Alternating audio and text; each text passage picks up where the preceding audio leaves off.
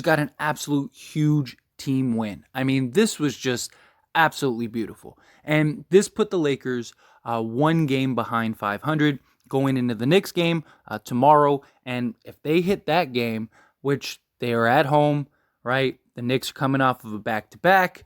Lakers, they should get that win. That should be a game that I'm very confident that they could get done. If that's the case, they're at 500, move up in the standings. Not only that, but we'd have the Pelicans and the Rockets on a back-to-back. Then another like 6-game homestand. Just be absolutely beautiful. But this team in general is just so fun to watch. Seriously, this team is just brilliant. Rough third quarter, don't get me wrong. The third quarter was not ideal. That's a third quarter that I'm sure the Lakers wish that they could have back. But in general, I mean, scored 70 points in the first half and then had that just abysmal third quarter and still put it together, got a double-digit win in the fourth quarter, putting up 37 in the fourth, and was just a real collective effort. So diving into the actual players, let's start with Anthony Davis, right? Anthony Davis, I know a lot of people will look at his stats and go 8 points, 9 rebounds, 3 assists, 4 blocks, and he played 33 minutes. Like, what happened? He must have had a bad night, all this stuff.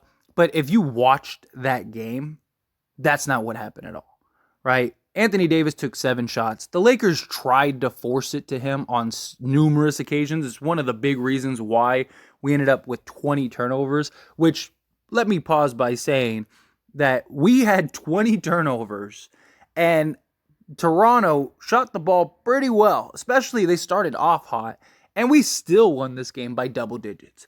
That's impressive in and of itself. But no, Toronto's game plan, if you watch that game, was all about just taking care of Anthony Davis. Don't let Anthony Davis beat you, make everyone else beat you, and that's what happened. They did. They were throwing 2, 3 guys at Anthony Davis every time he touched the ball. Every time they tried to get Anthony Davis the ball, Anthony Davis was swarmed by guys. And got to keep in mind, too, the Toronto is a very big, long, lengthy team, right? I mean, they're one of the longest 5 guys on the court in the league, right? Everybody on that roster is like 6'8" or bigger. So it was just a lot of length, a lot of size that they were just throwing on Anthony Davis. Again, make somebody else beat you other than Anthony Davis. And Anthony Davis still dominated this game on multiple fronts. He held down the defense. He was making nice plays for guys. 3 assists, yes, on the stat sheet, but he was making moves. He was making passes. He was making plays. Just really controlled the defense. Was just, again, very solid. But this shows what a team is. And I've talked about this on numerous occasions.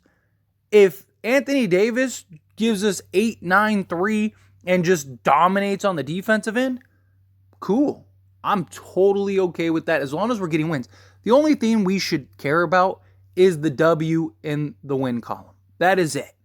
And this was a game in which Toronto did everything they could to try to shut down Anthony Davis, and that's why guys were able to make bigger plays, easier plays. I mean, if you watch that game, they had a guy glued to Malik Beasley pretty much every time he was on the court and just chasing him around. And then they were throwing 2 or 3 guys at Anthony Davis the entire game. And it led to a lot of just easy baskets for the Lakers. They had several just easy mid-range shots, couple just run to the basket type plays where, Schroeder and D'Lo and Reeves and pretty much everybody was just able to kind of cruise to the basket on a couple occasions because they were so worried about Anthony Davis being the roll man or them lobbing it up to Anthony Davis, and they were really trying to keep him from going off. And that's where, again, you have a team that steps up. Speaking of people that stepped up, Austin Reaves, man, this guy is just, if you didn't know who Austin Reaves was, and I showed you the way that this guy played, and I then followed that up with, this is only his second season, you would probably think I'm messing with you. Like, the guy is so good, so smooth. Just, I mean, the gap from year one to year two is astonishing.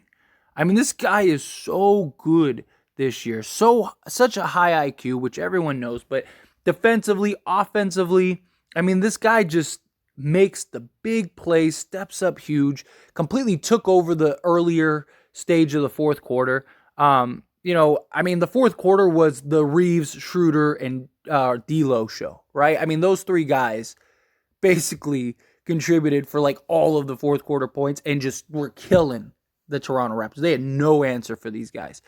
Austin Reaves was just beautiful. And usually guys hit that like sophomore wall, and you usually see like that's where a guy either, starts tapering off, or he, the following season kind of levels up and improves and gets better. Reeves just like blew past that and was like, yeah, there's no such thing as a sophomore wall for me. And I have like a genuine fear that we're not going to be able to keep him. He is playing so well, and we don't have bird rights on him, and we can only offer him so much money. We have non-bird rights, but I'm just worried that a team's going to say, hey, we'll give you like 18 to 20 million a year, and he ends up taking it, which I wouldn't really blame him for doing that. But hopefully we can keep Reeves, because this dude is just, he plays so well with our stars. He plays so well by himself. He is evolving into a real playmaker. I mean, just the growth game in and game out is just, it really is. It's so impressive. And Austin Reaves, man, he deserves all the flowers. Seriously. He really does. But D'Lo. I want to dedicate a video to D'Lo. That'll be out later today, so stay tuned for that.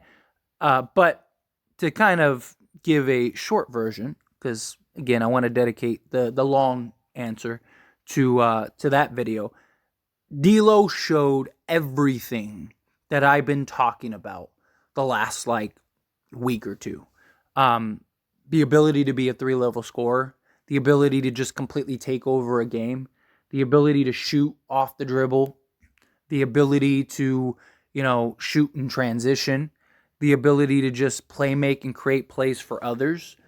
This guy just did everything. I mean, again, I literally made a video earlier yesterday talking about D'Lo and what I thought he would do, and he just everything about it. Like, that video, you would have thought I was talking about him after the game, because he did exactly what I was talking about. Guy that could play make, a guy that could go get you 8 to 10 assists, get you 20 to 30 points per game, and he gave us 28, 5, and 9.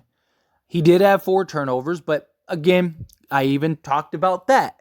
And I said, this is a guy that averages 2.5 turnovers a game, and I expect him to have a couple more than that going forward, because one, he's just got back from injury, so he's got to kind of get his legs under him. Luckily, he's not like an explosive, crazy hyper athletic type player where he really got to get his lift under him. No, he's a very methodical, slow paced type guard, right? He plays at his own pace, in a James Harden-esque, right? And so D'Lo, I didn't have any concerns with him being this guy. I did say that, I thought there is a possibility that he could have a little rust, but I mean, that was, he started off a little rusty, but once he saw the ball go in the hoop, that was it, right? And he just kept going and going and going and going. Turnovers again, I think some of it is just coming back. The other part of that is just chemistry, right? He's played 4 games with this team. He's trying to learn some stuff. He had 2, if not 3 of those turnovers were just miscues.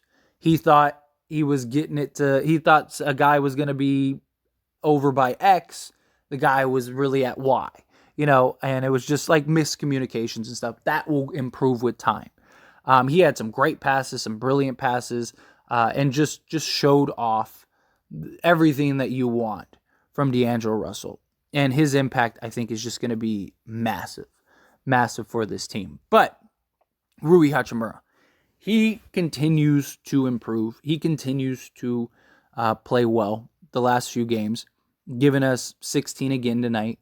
That's 2 games in a row. He's given us 16 plus and shot a great, impressive percentage from the field. On top of that, he still gave us 3 rebounds, 1 assist, and just, again, a guy that when you give him the opportunity can be a 15 to 20 point a game night. I've done an entire video dedicated to Rui Hachimura where I said, put him in a position, you know the type of player he is. He's not really a spot-up 3 guy. Can he knock it down from time to time? Sure. We've seen him knock down pretty much like a 3 a game, right? He's capable of it. But that's not his game. His game is that like 10 to 15 foot range, and he is pure butter. He is silky smooth. And that's what we've seen the last 2 games. The Lakers have ran sets where they've given him the ball in that 15 to 10 foot range, and he's made teams pay. Or they've put him on an island, swung the ball around. He's able to just give you that little pump fake, take a couple steps in, and knock down the mid-range. When you do that for Rui, and you give him a fair amount of attempts, more times than not, he's going to have games like this. But when he shoots the ball, when you give him, 7 to 8 shots per game, and half of them are threes, he essentially has to go perfect from the field in order to get to 16 points. And he's not that guy. It's not his game. Also, I want to say something else too, is that like Rui has, so like the first 3 games, 4 games, whatever, with the Lakers, his free throw shooting was rough. And since then, he's been money from the free throw line. He's been really good from the free throw line. So hopefully that continues, because that's really nice too. But again, Rui is a guy that can be that mid-range lethal scorer, and you need him to get his confidence up, because the mid-range is so important come playoffs. The mid-range is such a valuable shot in the mid-range in the playoffs. It's not a coincidence that usually the best teams in the league and the teams that go on the deepest runs in the playoffs are teams that can operate in the mid-range. The Phoenix Suns, the Milwaukee Bucks, right?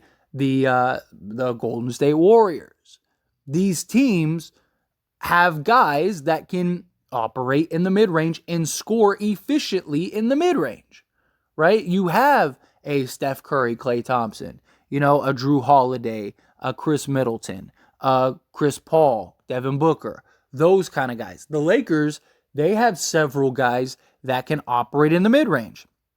Austin Reaves, right? Rui Hachimura, Anthony Davis, Malik Beasley, DAngelo Russell. All of that is very big and very important come playoffs. So Rui, you need to get him going. You need his confidence high, because he's going to be very valuable come playoff time, and you need him to be locked in and ready to go. Not just that, but if you look up his playoff stats, he shows up during the playoffs. He's like, if you look at his regular season stats compared to his playoff stats, which he doesn't have a ton of playoff stats, but if you look it up, he went from like, he basically in every category raised his elevation of play. So you need to get him going. And look, he's a guy that seems to relish in the moment, because he's hit some big shots for us all season. So he's a guy that you need to get going. But Vanderbilt, I mean, he kept us in the game the first half, literally. I mean, he was perfect from the field, had 14 points, and just like literally kept us in the game in the first half. Him and Rui were really big in that first half. And just everything. The defensive end, we're number 1 in defense since we traded for Jared Vanderbilt. Him and Anthony Davis just make for this like 2-headed defensive monster. You have him out on the perimeter just controlling everything. You have Anthony Davis in the paint controlling everything. It's just like, good luck. Good luck. and he's just so impressive. And again, made one of the biggest defensive plays of the game. Him and Schroeder were monstrous, which I'm gonna touch on Schroeder last, but Schroeder defensively, he has elevated. I mean, he's been solid all year. He hasn't been like great, fantastic. He was like, he was good, solid, okay. But the last like month or whatever, like basically since we got the trade, he has been locked in defensively. He has been really good defensively. So him, Anthony Davis, and Jared Vanderbilt, those three on the floor together are a nightmare for players. Because you just have Schroeder who's just pesking you the entire time, guarding the perimeter, guarding the guard play. You have Jared Vanderbilt who can basically guard all five positions, and Anthony Davis who can do the same thing. You have your perimeter defenders, and then you have your just locked down paint presence. It's crazy. But again, Jared Vanderbilt made one of the biggest defensive plays, gets the steal or gets the deflection, right? Collects the ball, falling out of bounds, saves it, gets it to Winning Gabriel, and then Winning Gabriel throws the pass ahead to D'Lo, and D'Lo splash on a transition three that just changed the game entirely. So, I mean, Jared Vanderbilt, dude, he just continues to impress. Absolute monster. But like I said, Dennis Schroeder had himself another night. And again, Dennis Schroeder, the beauty of D'Lo coming back is that now it allows Schroeder to play off the bench and provide that bench spark. I mean, the bench outscored the Raptors like 61-12. That's an insane. I mean, literally, the bench by themselves basically won this game. That's ridiculous. And a lot of that has to do with Schroeder and Reeves and Rui. That gives you this basically three-headed monster off the bench that can all go get you 15 to 20 a night. That's huge. There's not many teams that have three guys off the bench that can give you 15 to 20 a night. And you still have Lonnie Walker. I mean, that just shows how deep this team is. This team is so deep that, like, there's a real argument for Lonnie Walker not to get playing time. It's just, and Dennis Schroeder, he had a really good game. 23 points, 1 rebound, 7 assists, 4 steals. He did have 6 turnovers, which were a little rough. But before tonight, he was really taking care of the ball. He had 27 assists and 2 turnovers over the last, 5 games or whatever, handful of games. That, again, it was rough last night, turning the ball over, absolutely. But for the most part, he's taking care of the basketball. He's giving you assists, and he's giving you some solid production scoring. But when he does it off the bench, it's so much more impactful. Because Dennis Schroeder has his flaws, without a doubt. He has his issues, without a doubt. But his negatives aren't as impactful when he's coming off the bench as the positives are good when he's coming off the bench. So, for example, like Dennis Schroeder, the Warriors game, right? He had a great defensive stop and then followed that up with just a terrible shot selection. And it's like, ugh. But he's our only playmaking guard. There's not really much you can do about that. You got to kind of just live with that, right? Well, now you have D'Lo, who's not going to make that decision. Or at least if he does, the probability of him making that is just far greater than Schroeder. But Schroeder, when he's having these great games and he's giving you this production, it's just, the gap is just so much bigger. And when he's playing this way, you can run D'Lo and Schroeder together, and it makes a ton of sense. Because it's really hard for defenses to defend the two of them together because they're two very different styles. Schroeder's downhill, get to the cup, fast pace, dribble, where D'Lo's more slow, methodical, kind of finagles his way in. It just gives you two different layers of guards that you have to guard that just makes things very difficult, very challenging.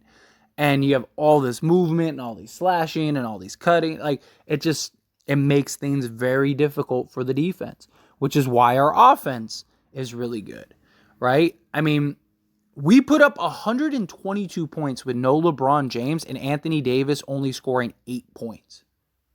We put up 120 points when LeBron James, Anthony Davis, and D'Lo didn't even play.